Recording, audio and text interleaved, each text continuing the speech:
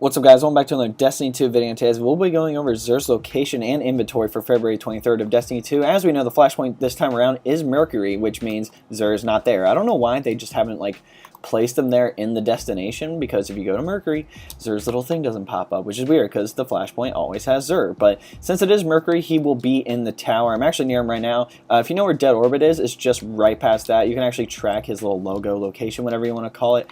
And yeah, it kind of makes me salty that he's not on Mercury, but I'm assuming they just haven't figured anything out with that yet. But anyway, we're here. Here's Xur. Let's see what he has this time around. Hopefully he has some good stuff. First up, Faded Engram, always. If there's an exotic you don't have, this will allow you to have the chance to get it. It only costs 97 legendary shards, and personally, I earn a lot of legendary shards. I was literally at 500 legendary shards at the beginning of this week, and now I'm at 900 and something.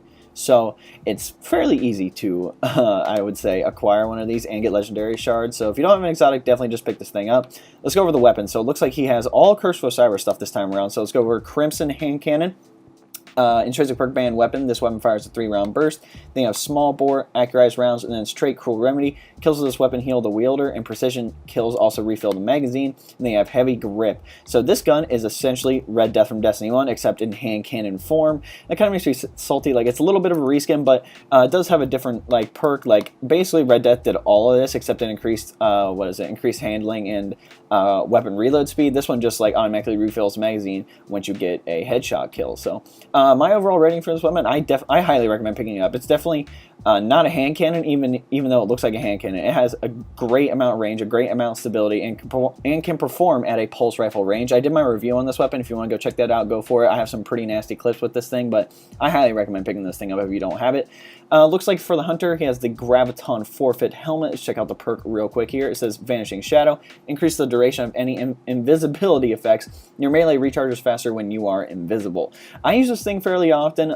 If you really like the invisibility perk on it and you feel like it should be longer, go for it. I usually use it because I do the top tree for the Night Stalker, where the smoke does the little disorienting thing, and when you dodge you go invisible. So it kind of flips back and forth, where you can throw your smoke, dodge, get it back a little faster, and then end up throwing another smoke again. It's pretty simple, but if you just like using Night Stalker and you haven't found your favorite exotic yet, I highly recommend trying this one out. Looks like for the Titan this time around, he has the Helm of Saint 14. This is a Destiny, actually both these are Destiny 1 exotics, but moving on to the intrinsic perk, Starless Night. Your Ward of Dawn blinds enemies that enter it. Guarding with Sentinel Shield temporarily blinds enemies nearby. If you didn't play Destiny 1, this helm was, a lot of people use this helm with Ward of Dawn, because when people entered, they're like, oh crap, where'd he go? I just went blind, my whole screen, my radar's gone. I haven't seen a lot of people use this, especially on Sentinel Titan, just because Syntheseps are really, really good. But I have a feeling this thing would be good for PvE activities as well, especially if you're dealing with a lot of ads. You can just, every time they enter,